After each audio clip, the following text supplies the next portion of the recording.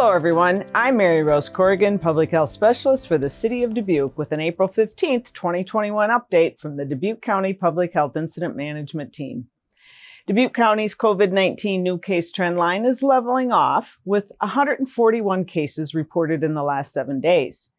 Dubuque County remains a red zone, meaning high community transmission, as reported in the latest community profile report from the White House COVID-19 team. Since April 1st, 31% of the new cases in Dubuque County have been in those aged 0 to 29 years old, and almost 50% of the cases are occurring in the middle-aged group from 30 to 64 years old. With vaccinations now open to all those 16 years and older, with no criteria for age or underlying health conditions, there's no time to waste in getting vaccines into our Dubuque County citizens. Now more than ever, vaccines are available from healthcare providers, pharmacies, and more public clinics next week. Call the Sleeves Up phone number at 563-690-MAKE or 563-690-6253. The call takers will help you find and secure local COVID-19 vaccine appointments. This includes assistance with online sign-up for those who need assistance in appointment making, and also a way to help those who only need the second or booster dose of the vaccine. So why are we all still wearing masks, social distancing, and doing the other public health measures? Well, it's especially important when approximately 1 in 20 people vaccinated with the Pfizer or Moderna vaccines will not be protected, meaning some are not able to mount an effective immune response to prevent infection or even illness. Remember that the vaccines provide 94 and 95% efficacy.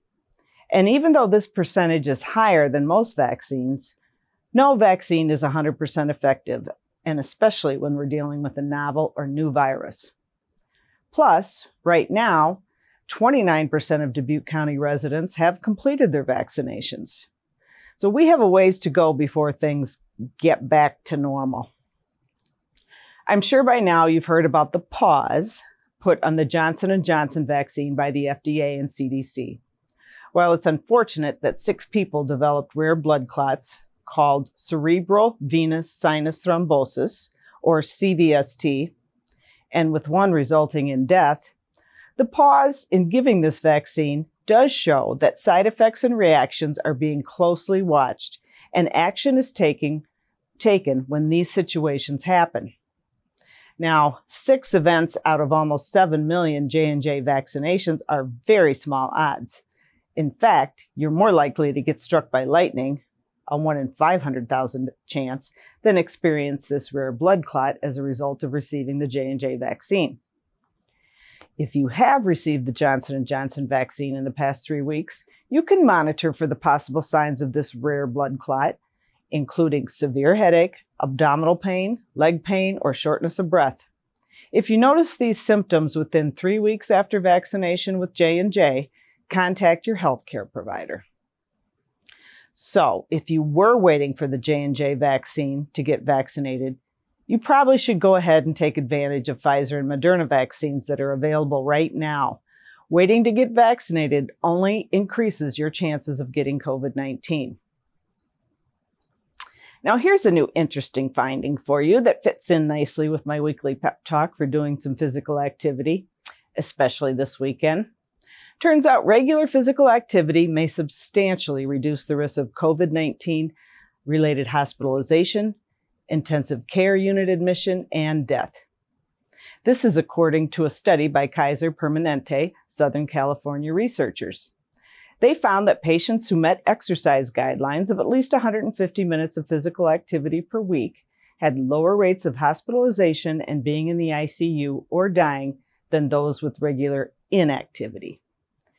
The study concluded consistent inactivity was the 3rd most important risk factor for COVID-19 death, behind only age older than 60 years and previous organ transplant factors.